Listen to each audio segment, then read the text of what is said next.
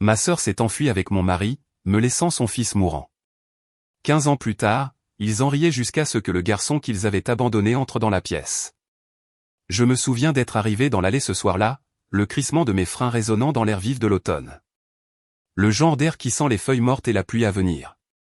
J'étais épuisé jusqu'à la moelle, le genre d'épuisement qui s'infiltre dans votre âme après une longue journée, vous faisant rêver uniquement d'un jogging et d'une mauvaise émission de télé. Ma sœur Sharon devait venir chercher son fils, mon adorable neveu Kyle. Elle le laissait de plus en plus souvent avec moi. Et honnêtement, j'avais hâte de retrouver une maison calme une fois qu'il serait parti. Mon mari Case aurait déjà dû être à la maison, probablement scotché devant un match de sport dans le salon. Mais quand j'ai tourné la clé, un silence anormal m'a frappé. Pas un silence paisible, mais un silence lourd et vide. L'air semblait encore froid. Pas de télé, pas d'odeur de dîner. Rien. Case, ai-je appelé en laissant tomber mon sac à main. Sharon, je suis rentré. Seul mon propre écho m'a répondu. Un petit nœud d'angoisse s'est serré dans mon estomac. J'ai traversé le salon, mes talons de travail raisonnables s'enfonçant dans le tapis. Tout était trop bien rangé. Un magazine sur la table basse parfaitement aligné. Les télécommandes bien en ordre. Case n'était jamais aussi ordonné. Puis je l'ai vu. Le petit Kyle, âgé de seulement 5 ans. De grands yeux effrayés, des cheveux blond sable. Il était recroquevillé dans le vieux fauteuil de grand-père, serrant un coussin si fort que ses jointures étaient blanches. Il ne pleurait pas. Il me regardait simplement, attendant. Mon cœur a fait un bond douloureux. Je me suis précipité vers lui et me suis agenouillé. Kyle, mon chéri, où est tout le monde? Où est ta maman? Il m'a juste regardé, sa petite lèvre tremblant. Il paraissait si petit, si perdu. J'ai repoussé ses cheveux humides de son front. Est-ce que tonton Case est là? Ai-je demandé, ma voix plus douce. Il a secoué la tête, d'un petit mouvement saccadé. Puis, sans un mot, il a desserré l'une de ses petites mains du coussin. Il tenait un morceau de papier, plié en un carré serré et froissé. Il me l'a tendu. Je l'ai pris. Le papier était chaud de sa main. Ce nœud dans mon estomac s'était transformé en une pierre froide et dure d'effroi. Je savais, avec le genre de certitude qui défie la logique, que ce qui était sur ce papier allait tout changer. Mon Dieu, j'avais raison. Mes doigts tremblaient en dépliant le mot. C'était l'écriture de Sharon. De grandes lettres bouclées et joyeuses qui avaient toujours l'air si insouciantes. Mais les mots étaient tout sauf cela.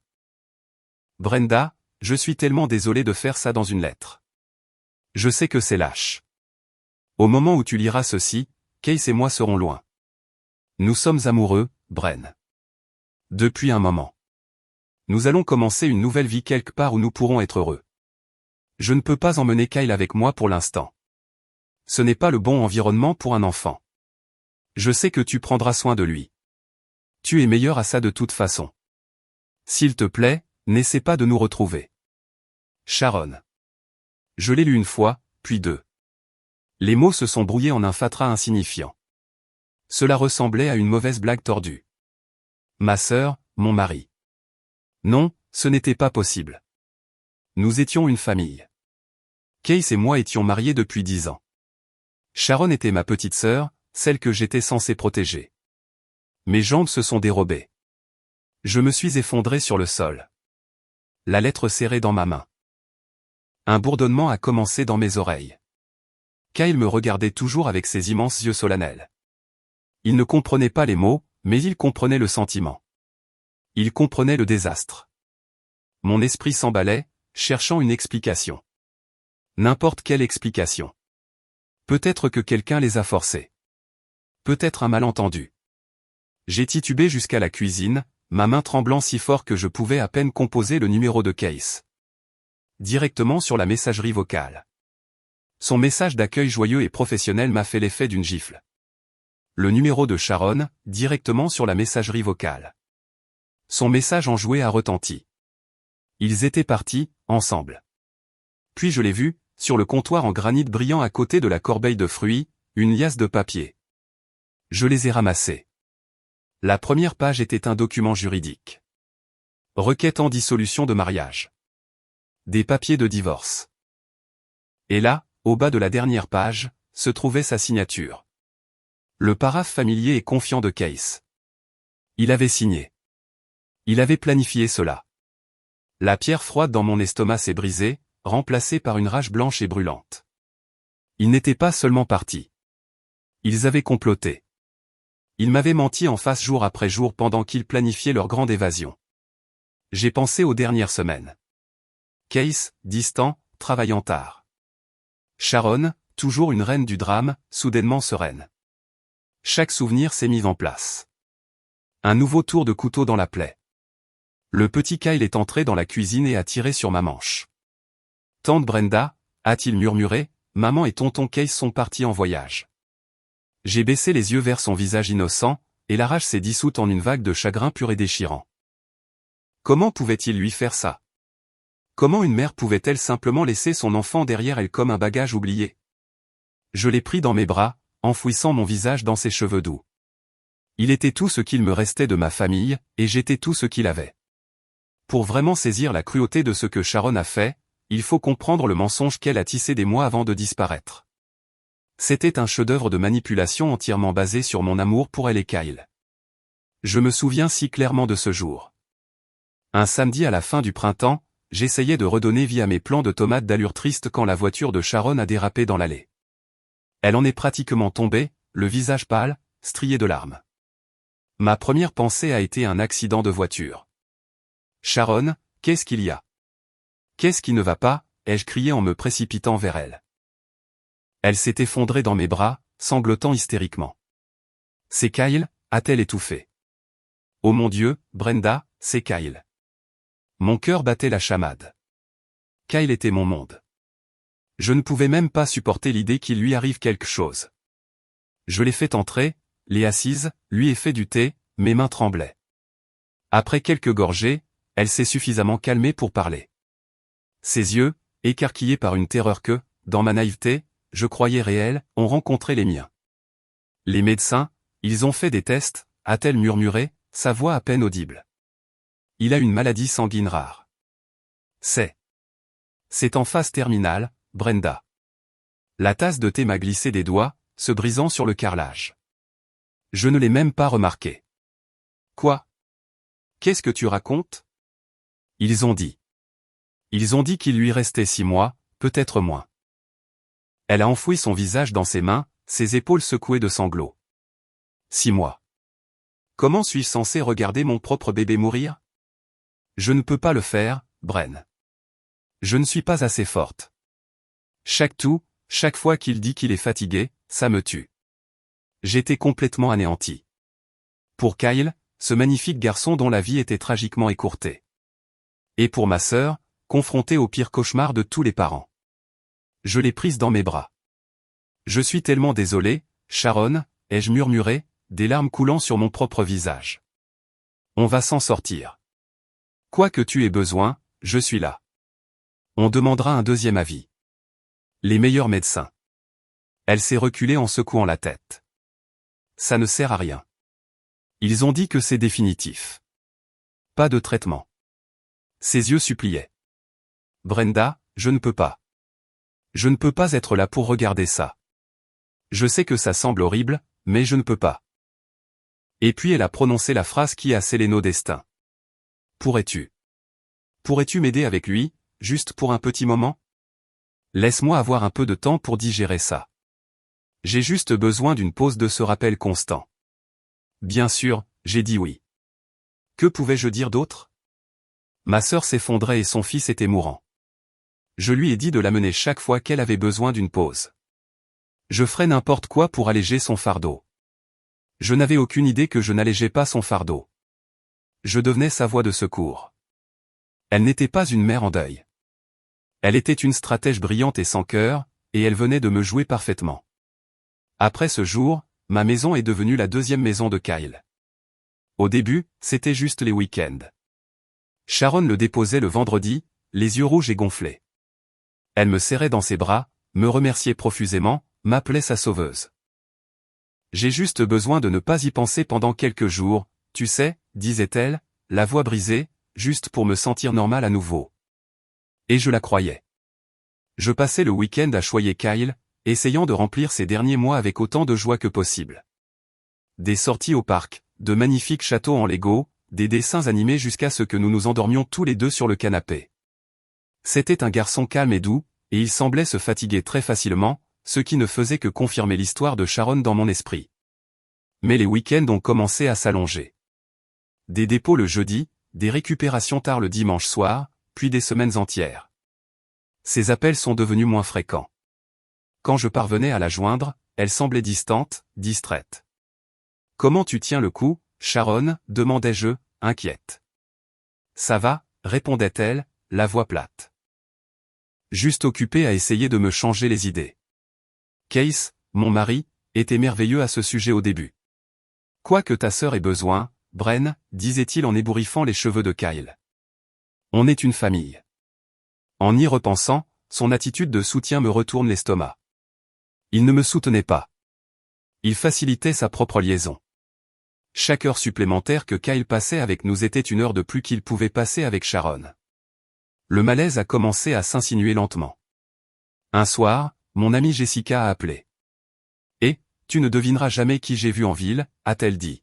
« Ta sœur Sharon, dans ce nouveau bar à vin, The Grapevine. » Elle était avec un groupe, riant aux éclats. On aurait dit qu'elle passait le meilleur moment de sa vie. Un frisson de confusion me parcourut. Tu es sûr que c'était elle? Positive. Elle portait cette robe rouge vive que tu détestes. Jessica a ri. Après avoir raccroché, je suis restée assise dans la maison silencieuse. Ça n'avait pas de sens. Une mère en deuil dont le fils n'avait que quelques mois à vivre, en train de rire dans un bar à vin. J'ai essayé de l'ignorer. Peut-être qu'elle essayait de se forcer à être heureuse, mais la graine du doute avait été plantée. La goutte d'eau qui a fait déborder le vase est arrivée quelques semaines avant son départ définitif. Elle devait récupérer Kyle à 18h un dimanche. À 21h, pas de Sharon. Elle ne répondait pas à son téléphone. J'étais affolé, imaginant le pire. Finalement, vers minuit, sa voiture est arrivée. Je l'ai accueillie à la porte, les bras croisés. « Sharon, où étais-tu » J'étais morte d'inquiétude. Elle est passée devant moi, sentant légèrement le parfum et le vin. « Oh, détends-toi, Brenda. » J'ai perdu la notion du temps. Elle avait l'air agacée, comme si j'étais déraisonnable. « Perdu la notion du temps ? Ton fils est ici. » Elle s'est tournée vers moi, ses yeux froids. « Et il va bien, n'est-ce pas ? Écoute, j'ai ma propre vie à vivre, Brenda. Je ne peux pas tout mettre en attente. » C'est à ce moment-là que j'ai su que quelque chose n'allait vraiment pas. Ce n'était plus du chagrin. C'était un abandon au ralenti, juste sous mes yeux. Et puis est venue la nuit de la lettre. La nuit où l'effacement progressif est devenu un silence final et assourdissant. Après que le choc initial se soit dissipé, un calme étrange s'est installé en moi. Le calme d'un survivant de naufrage. Mon mariage était terminé. Ma relation avec ma sœur était un mensonge. Mon ancienne vie était partie en fumée. Tout ce qu'il me restait était le petit garçon qui dormait dans la chambre d'amis, son visage paisible dans la douce lueur de la veilleuse. Je suis entré dans sa chambre sur la pointe des pieds et me suis assise au bord du lit, le regardant simplement respirer. Sa petite poitrine se soulevait et s'abaissait à un rythme régulier. Si fragile, si innocent. Il n'avait aucune idée que son monde avait été brisé, tout comme le mien. Sa mère était partie. L'homme qu'il connaissait comme son oncle amusant était également parti, emportant un morceau de ma vie avec lui. Des larmes que je ne savais même pas retenir ont coulé sur mon visage. Plus des larmes de rage. Des larmes pour lui. Pour ce petit enfant sans défense, utilisé comme un pion, puis jeté. Sharon ne m'avait pas seulement trahi. Elle avait abandonné son propre fils. Et Case. Case l'avait permis. Il l'avait regardé négliger son enfant, sans rien dire, pour pouvoir avoir ce qu'il voulait. À ce moment-là, en regardant le visage endormi de Kyle, un amour féroce et protecteur a gonflé dans mon cœur. Un amour si puissant qu'il a repoussé ma propre douleur. Mon chagrin était un luxe que je ne pouvais pas me permettre. Ce petit garçon avait besoin de moi. J'ai doucement écarté une mèche de cheveux de son front. Il a bougé, murmurant quelque chose d'inintelligible. Je me suis penché et j'ai chuchoté dans la pièce silencieuse. C'était un vœu pour lui et pour moi-même. C'est bon, mon chéri, ai-je murmuré, la voix nouée par les larmes. Il n'y a plus que toi et moi maintenant. Mais je ne t'abandonnerai jamais, jamais. Je serai toujours là pour toi, Kyle. Toujours. Je te le promets. Il s'est rendormi profondément, et je suis resté là longtemps. Le poids de cette promesse s'installant sur mes épaules. C'était lourd, terrifiant. J'avais la quarantaine, soudainement une femme célibataire et maintenant une mère célibataire d'un enfant que le monde croyait mourant. Je n'avais aucune idée de comment j'allais m'en sortir. La pression financière à elle seule était décourageante. Mon salaire, destiné à deux, devait maintenant subvenir aux besoins d'un enfant ayant des besoins médicaux importants. Pas de pension alimentaire, pas de garde partagée, juste le silence et un petit garçon dormant dans ma chambre d'amis. Mais dans cette pièce sombre, je savais une chose avec certitude. Je ne le laisserai pas tomber. Je mettrai chaque once d'amour et de force que j'avais pour lui donner la meilleure vie possible, pour le temps qu'il lui restait. Mon ancienne vie était terminée. Ma nouvelle venait de commencer. Les premiers mois furent un flou. Notre maison calme et ordonnée fut soudain remplie du joyeux chaos d'un enfant de 5 ans. Des briques de Lego sous les pieds, des génériques de dessins animés coincés dans ma tête, et un bourdonnement constant d'anxiété concernant la santé de Kyle. J'ai suivi les instructions de Sharon à la lettre. Elle avait laissé une note avec une liste très courte et très étrange d'aliments qu'il mangeait. Gelée de fraises, bananes, pain blanc nature sans croûte. C'est tout ce qu'il mange, m'avait-elle sèchement dit des mois avant de partir. N'essaie même pas de lui donner autre chose. Il vomira tout. Alors, je ne l'ai pas fait. Je lui préparais de petites assiettes de bananes et de sandwichs à la gelée. Il les mangeait, mais sans enthousiasme, et il était toujours si fatigué. Une explosion d'énergie pendant 20 minutes. Puis, il se flétrissait, ayant besoin de s'allonger. Sa peau était pâle, presque translucide, avec des cernes sous les yeux. Tout en lui semblait confirmer le terrible diagnostic. Mais mon instinct me disait que quelque chose n'allait pas. Plus qu'un sentiment. Un instinct primitif profond. Un instinct de mère, je suppose. Même si je n'étais pas sa mère de naissance, je le regardais pousser mollement une petite voiture et je pensais, ce n'est pas normal. Les enfants, même malades, devraient avoir plus d'étincelles. J'ai commencé à faire mes propres recherches. Des heures en ligne, tard le soir, à chercher des maladies sanguines rares. Rien de ce que je trouvais ne correspondait parfaitement à ces symptômes.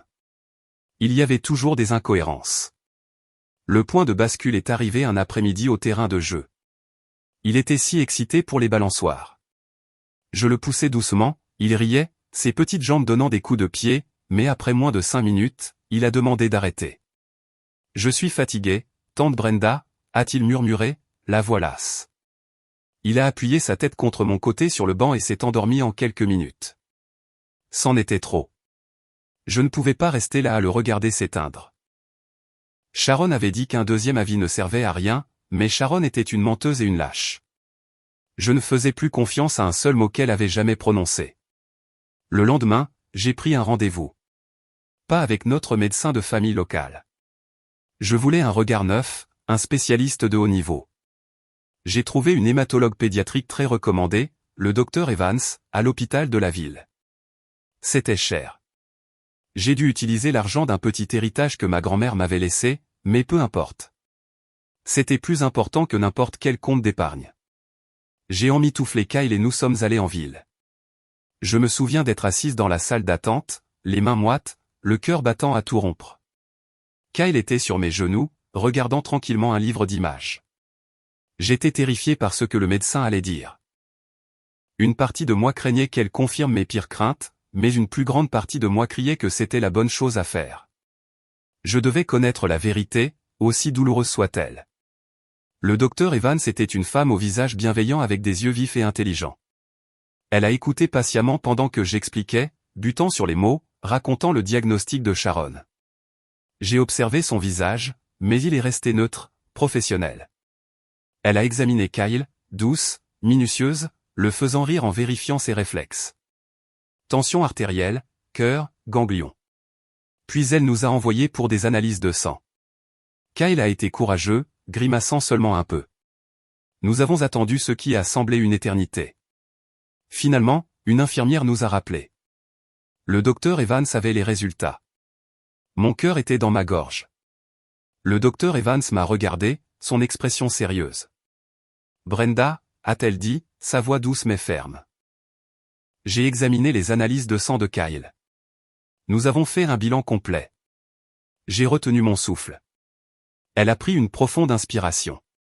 Je ne sais pas où votre sœur a obtenu ces informations, mais Kyle n'a pas de maladie sanguine en phase terminale. Il n'a aucune sorte de maladie sanguine du tout.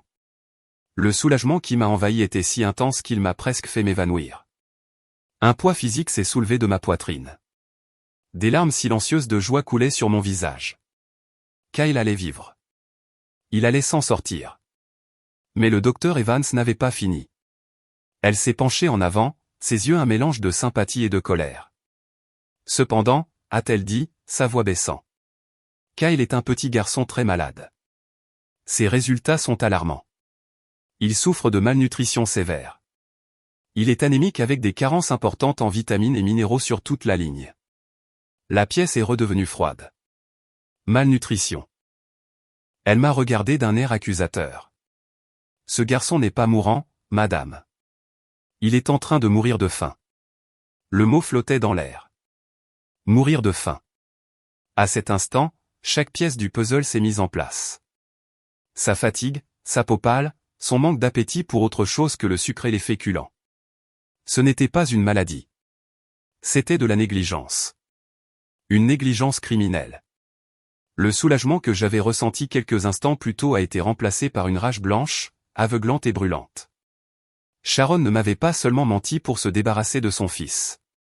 Elle l'avait systématiquement affamé, par ignorance ou par pure méchanceté. Je ne savais pas. Et franchement, je m'en fichais. Elle lui avait activement fait du mal, mettant sa vie en danger par son égoïsme et sa tromperie. Cette histoire des 6 mois à vivre n'était pas seulement un mensonge pour que je le prenne. C'était le résultat potentiel de sa propre parentalité. Ma voie à suivre était soudainement limpide. Je n'étais plus seulement sa gardienne. J'étais sa sauveuse. Ma consultation avec un avocat pour les papiers de divorce de Case, cela pouvait attendre. Ma première et unique priorité était de réparer les dégâts que ma sœur avait causés. J'allais sauver ce petit garçon. J'allais lui donner une vie, une vraie, pleine de santé, d'amour et de tout ce que sa propre mère lui avait refusé.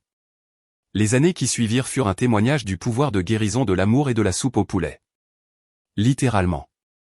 Armé du diagnostic du docteur Evans et d'un plan nutritionnel détaillé, j'ai déclaré la guerre à la malnutrition. Ma cuisine, principalement utilisée pour réchauffer des plats à emporter, est devenue mon centre de commandement. J'ai acheté des livres de cuisine, regardé des émissions culinaires, appris la différence entre un frémissement et une ébullition. Je suis devenu une experte en aliments riches en nutriments. Chaque matin, je préparais un bouillon nourrissant rempli de légumes, de poulet et d'herbes. Au début, faire manger Kyle était une bataille. Son corps était tellement habitué à la malbouffe que la vraie nourriture avait un goût étrange pour lui. Il repoussait la cuillère, son petit visage se plissant de dégoût. Mais j'étais patiente. J'étais implacable. Voici l'avion qui entre dans le hangar, disais-je en faisant tournoyer la cuillère. Lentement, péniblement, il a commencé à manger. Une gorgée de soupe un jour, 2 gorgées le lendemain. Je n'oublierai jamais la première fois qu'il a fini un tout petit bol. Il m'a regardé, un sourire timide sur le visage, un petit bout de carotte sur le menton. Bon travail, Kyle, ai-je acclamé, le cœur débordant de fierté. Tu deviens si fort. Alors que son corps guérissait, son esprit a commencé à s'épanouir. Le petit garçon pâle et apathique a commencé à disparaître, remplacé par un enfant aux joues roses et aux yeux vifs et curieux. Nous avons commencé par de courtes promenades, puis de plus longues. Il avait de l'énergie. Il voulait courir, grimper et explorer. Un jour, il avait environ 7 ans et donnait des coups de pied dans un ballon de football dans le jardin. Pas seulement des coups de pied, mais il le poursuivait avec une détermination féroce, son rire résonnant dans l'air de l'après-midi. J'étais assise sur le porche à le regarder. Il s'est tourné vers moi, le visage rougi par l'effort et la joie. « Regarde ça, tante Brenda », a-t-il crié, et il a frappé le ballon de toutes ses forces. Il a volé dans les airs et a atterri en plein dans mon parterre de pétunias. Nous avons tous les deux éclaté de rire. C'est dans des moments comme celui-là, des moments simples et ordinaires, que je ressentais la plus profonde joie. C'était pour cela que je m'étais battu. C'était ma victoire. Vers son 8e anniversaire, il a commencé à m'appeler maman. C'est arrivé si naturellement que je l'ai presque manqué. Nous étions à l'épicerie, et il m'a tapoté la manche. « Maman, on peut prendre les céréales sucrées ?» a-t-il demandé en montrant une boîte aux couleurs vives. J'ai arrêté le chariot et je l'ai regardé. Le mot est resté en suspens. Parfait, juste. J'ai souri, les yeux embués de larmes. Non, nous ne pouvons pas prendre les céréales sucrées, ai-je dit en lui ébouriffant les cheveux. Mais tu peux choisir n'importe quel fruit que tu veux. À partir de ce jour, j'étais maman. Tante a été mise à la retraite pour toujours. Nous étions une famille. Petite, non conventionnelle, rafistolée, mais une famille néanmoins. Je ne me suis jamais remarié. Je n'ai même jamais ressenti le besoin de sortir avec quelqu'un. Ma vie était pleine. Élever Kyle, le voir grandir d'un enfant fragile à un jeune homme fort, gentil et intelligent m'a donné un but que je n'avais jamais connu auparavant. Il a fait du sport au lycée, a eu de bonnes notes, s'est fait des amis. Il avait une vie réelle, vibrante et merveilleuse. Et c'était le plus grand cadeau qu'on m'ait jamais fait. 15 ans. C'est toute une vie, n'est-ce pas? Assez longtemps pour que les blessures se cicatrisent, pour que les souvenirs s'adoucissent sur les bords. Assez longtemps pour qu'un garçon de 5 ans devienne un homme de 20 ans. Kyle était en 2e année d'université, étudiant la médecine, de toutes choses. Il vivait à la maison pour économiser de l'argent, et notre petite maison était toujours remplie de sa présence, ses baskets géantes près de la porte, des manuels empilés sur la table de la salle à manger, le son de sa musique flottant depuis sa chambre. J'étais contente. Vraiment, la colère que j'avais autrefois ressentie envers Sharon et Case s'était estompée en une douleur sourde et lointaine. Je pensais rarement à eux. Quand je le faisais, c'était avec une sorte de curiosité détachée. Je me demandais ce qu'ils étaient devenus, à quoi ressemblait leur vie, mais je n'ai jamais eu de réel désir de le savoir. Et puis, un samedi après-midi, le passé a fait irruption dans mon présent. J'étais au supermarché, dans le rayon des produits laitiers, essayant de décider entre le lait entier et le lait à 2%. Un moment tout à fait ordinaire d'une journée tout à fait ordinaire.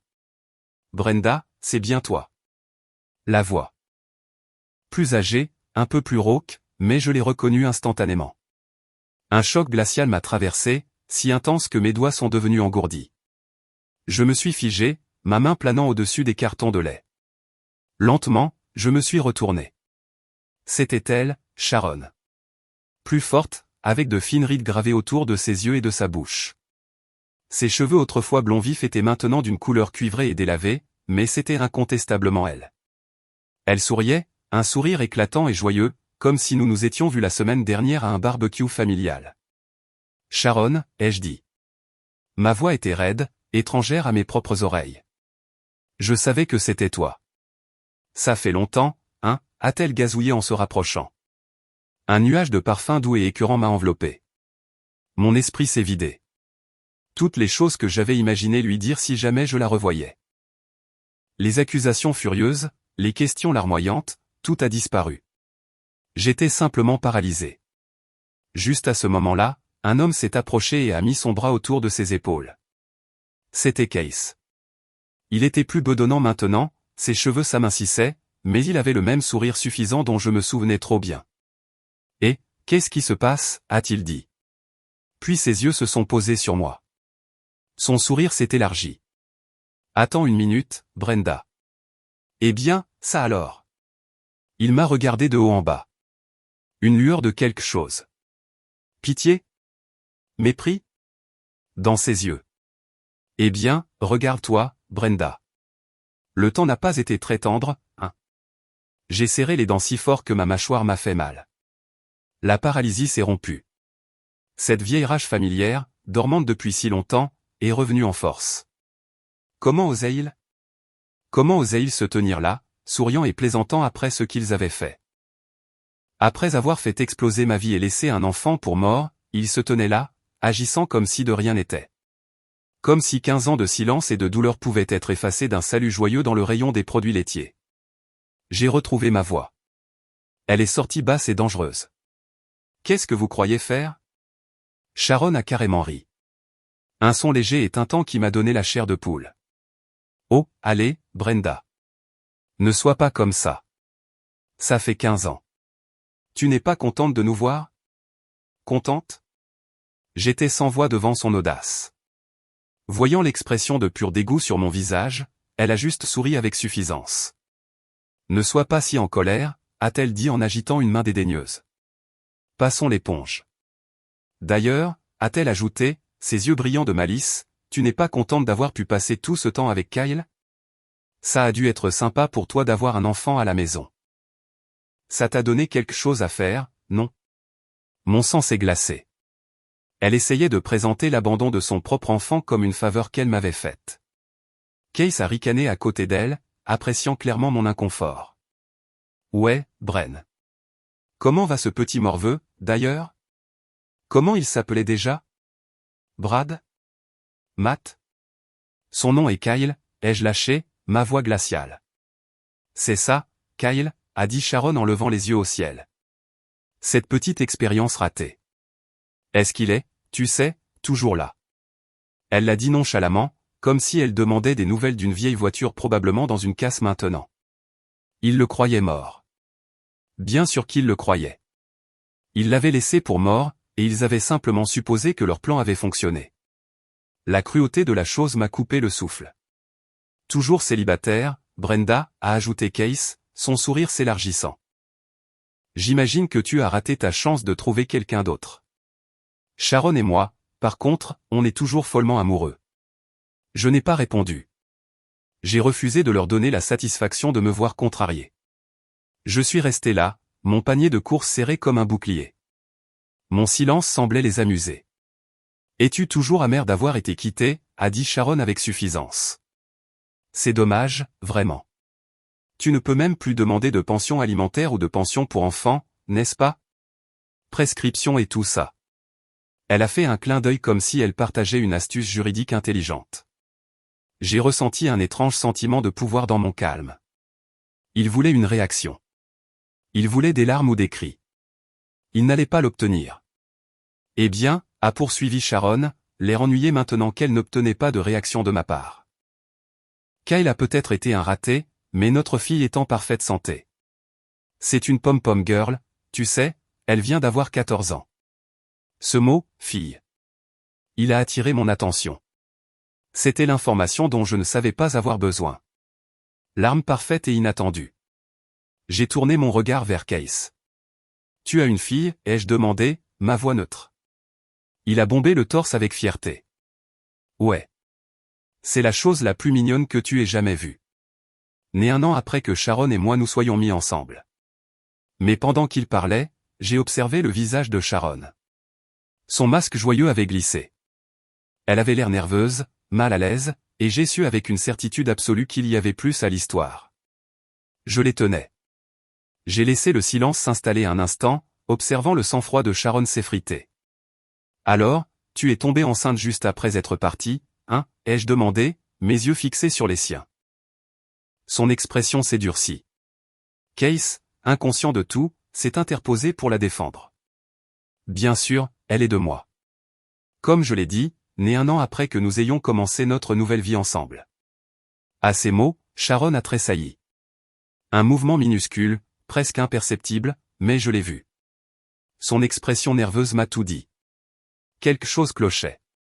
J'ai fait un petit pas en arrière, créant de la distance. Eh bien, c'est discutable, Case, ai-je dit calmement. Son sourire a vacillé. Qu'est-ce que ça veut dire? Ça veut dire, ai-je dit, laissant chaque mot atterrir avec un poids délibéré, que pendant que Sharon laissait son fils malade avec moi, elle ne restait pas à la maison à pleurer. Elle rencontrait toutes sortes de gens. Le visage de Case est passé de la confusion au choc. Il s'est tourné vers Sharon. De quoi parle-t-elle?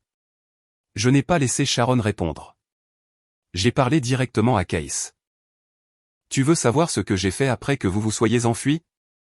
Après avoir géré le choc initial des papiers de divorce et de l'enfant abandonné, j'ai engagé un détective privé, juste pour un mois. Je voulais savoir à quoi j'avais affaire, et il a découvert beaucoup de choses. Le visage de Sharon est devenu blême. Tu as fait quoi? Il m'a tout raconté sur les après-midi libres de Sharon, ai-je continué, ma voix stable et froide. Pendant que tu étais au travail, Case, pensant qu'elle était épuisée par son travail et qu'elle était une mère en deuil, elle sortait s'amuser, allait dans des bars, des restaurants avec d'autres hommes, les laissant payer ses dépenses, tout en prétendant être une mère dévouée pour moi et une partenaire dévouée pour toi. Pas possible, a marmonné Case, son visage blême. Il a regardé Sharon, qui fixait le sol. Nous passions les week-ends ensemble. Comment aurait-elle pu avoir le temps? En semaine, Case, ai-je expliqué patiemment comme à un enfant, pendant que tu gagnais ta vie. J'ai reporté mon attention sur Sharon. Tu lui as dit que tu étais épuisé de travailler pour le bien de Kyle, n'est-ce pas? C'était une bonne excuse. Case a regardé sa femme, complètement abasourdi. Est-ce que c'est vrai? N'étais-je que pratique? N'étais-je que ton distributeur de billets?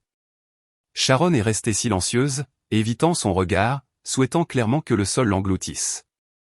Laisse-moi deviner, ai-je ajouté, ma voix dangereusement douce. Case était juste le plus stable financièrement du groupe, n'est-ce pas? Celui avec un bon travail et un salaire régulier. Arrête, a crié Sharon, les yeux écarquillés de panique. Mais le mal était fait. Case la fixait, la colère et l'incrédulité rugissant sur son visage. Dis-moi que ce n'est pas vrai, Sharon. Elle n'a pas répondu. J'ai même des enregistrements, ai-je dit, portant le coup de grâce. C'était du bluff, mais il ne le savait pas, des conversations que le détective a enregistrées avec tes amis. Est-ce que tu appelais Case ton distributeur de billets? Sharon s'est figée, réalisant l'ampleur de sa découverte. Case avait l'air d'avoir la nausée. Sa voix tremblait de rage. Alors, notre fille pourrait ne même pas être la mienne. C'est ridicule. Sharon a attrapé le bras de Case, désespérée. Elle est à toi, Case. Bien sûr qu'elle est à toi. Mais ses protestations étaient faibles, sa panique palpable. Case n'avait pas l'air convaincu. Je suis resté calme. Tu peux facilement le découvrir, ai-je suggéré doucement. Un simple test ADN clarifierait tout ça. Le visage de Sharon est devenu complètement blanc. Sa confiance s'était réduite en poussière. Non, ce n'est pas la peine. C'est sa fille, a-t-elle insisté frénétiquement. Mais ça n'avait plus d'importance. Ses dénégations étaient vaines. La confiance de Case en elle était brisée. Et mon travail ici était terminé. J'étais venu pour du lait. Je repartais avec la justice. Quoi que vous décidiez de faire, c'est votre affaire, ai-je dit fermement, ma voix coupant les protestations frénétiques de Sharon. Mais souvenez-vous de ceci, j'ai élevé Kyle avec amour et soin. Et c'est quelque chose que vous ne pourrez jamais enlever. Je me suis tourné pour partir, ressentant un sentiment de clôture que je ne savais pas qu'il me manquait. Mais au moment où je faisais un pas, j'ai entendu une voix calme et familière derrière moi. Maman, tu es prête? Je me suis retourné et j'ai souri, mon cœur gonflé d'une fierté féroce et protectrice. Oh, Kyle, désolé de t'avoir fait attendre. Il s'est approché de moi, grand et confiant dans un costume bien coupé. Il venait d'une réception de l'université.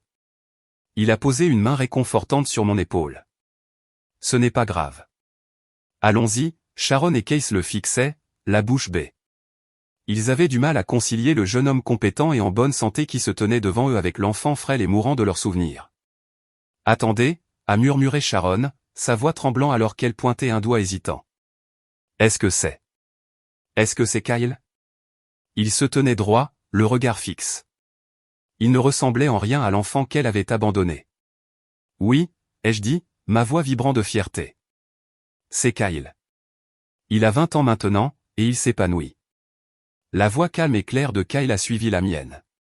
Elle ne contenait aucune colère, seulement une certitude glaçante. Je me souviens de tout, a-t-il dit, ses yeux fixés sur les deux personnes qu'il avait créées puis jetées. Même si j'étais jeune, je sais qui vous êtes. Ma mère biologique et son amant. Case a reculé comme s'il avait été frappé. Il était horrifié, essayant de digérer les paroles posées mais cinglantes de Kyle. Mais tu n'étais pas censé être malade? A balbutié Case, regardant de Kyle à moi et vice-versa. Je pensais qu'il ne te restait que 6 mois à vivre. Non, ai-je interjeté, ma voix tranchante. Kyle n'a jamais été atteint d'une maladie en phase terminale. Cette histoire des 6 mois, c'est quelque chose que Sharon a inventé. Après son départ, j'ai emmené Kyle dans un vrai hôpital. Les médecins lui ont diagnostiqué une malnutrition sévère, pas une maladie potentiellement mortelle. Tout ce dont il avait besoin, c'était d'une nourriture et de soins appropriés. Le visage de Sharon est devenu d'un rouge tacheté de honte et d'embarras. J'ai essayé, a-t-elle marmonné faiblement, sa voix à peine un murmure. C'était un mangeur si difficile. L'expression de Case s'est tordue de dégoût. Kyle mange très bien maintenant, ai-je dit, mes yeux fixés sur Sharon. Il est en bonne santé. Il est fort. Il a joué au football dans l'équipe du lycée. Et j'étudie pour devenir médecin, a ajouté Kyle, sa voix égale, pour qu'aucun autre enfant n'ait à subir ce que j'ai subi à cause de la négligence d'un parent. Sharon et Kay sont tous deux haletés, choqués de voir jusqu'où il était arrivé. Je n'en avais aucune idée, a marmonné Case, l'air complètement défait. Et il n'y a aucune raison, ai-je dit, lançant un regard accusateur à Sharon, pour que tu l'insultes à nouveau ou que tu l'appelles une expérience ratée. Sharon a détourné le regard, incapable de croiser le mien. La honte, enfin, après 15 longues années, était écrite sur tout son visage. L'air dans l'allée du supermarché était lourd de mensonges brisés. Sharon a ouvert la bouche pour parler, probablement pour offrir une autre excuse faible, mais Case l'a coupée. Sa voix était plate, dénuée de toute émotion. Je veux le divorce.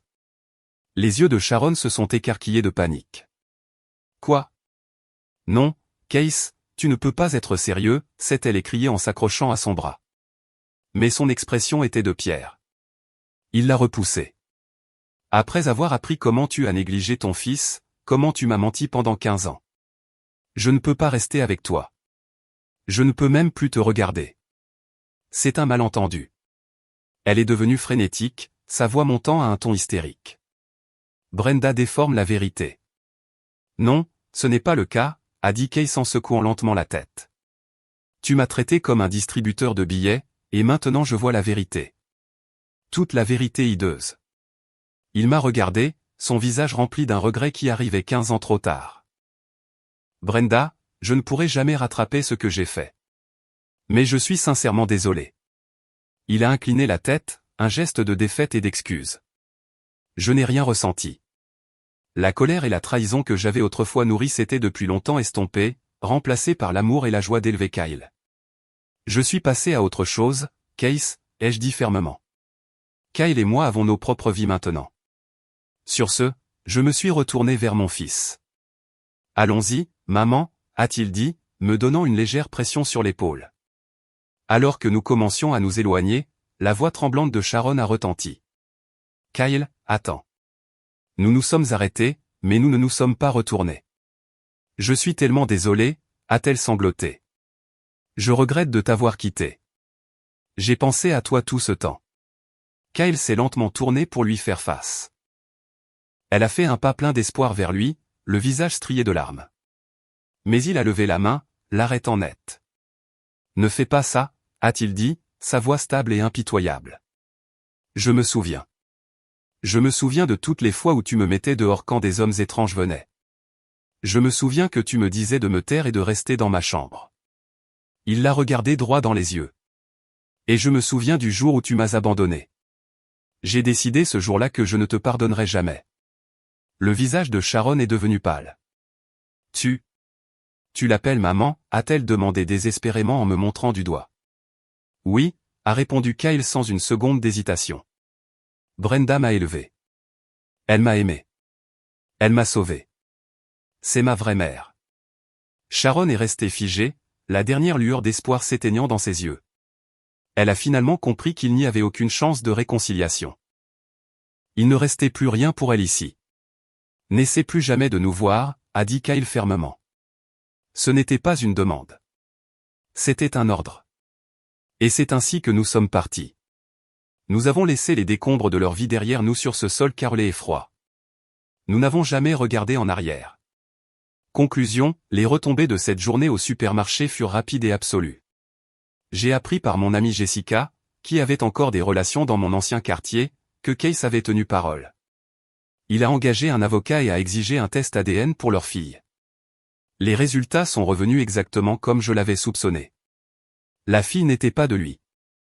Le divorce fut brutal.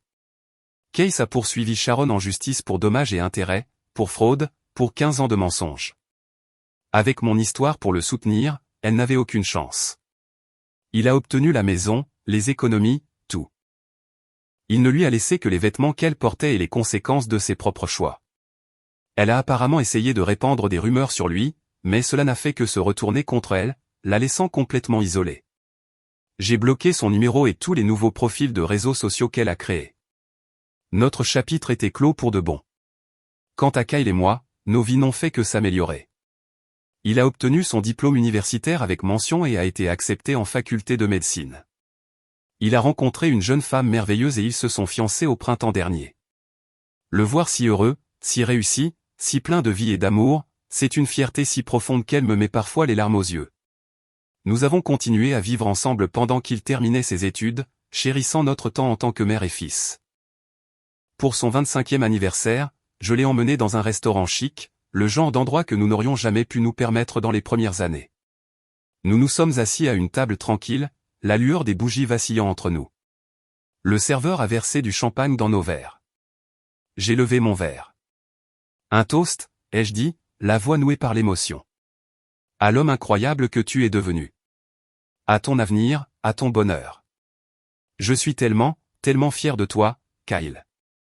Il a trinqué avec moi, ses yeux brillants. Santé, maman, a-t-il dit, sa voix pleine de chaleur. À nous. On a réussi. À ce moment-là, entouré par le murmure tranquille du restaurant, j'ai ressenti un sentiment de paix si profond qu'il a rempli chaque partie de moi. J'avais fait les bons choix. J'avais mené les bons combats. Ce jeune homme merveilleux assis en face de moi. Cette belle vie que nous avions construite sur les cendres de la trahison. C'était tout ce que j'avais toujours voulu. C'était mon foyer. Merci. Merci d'avoir écouté mon histoire.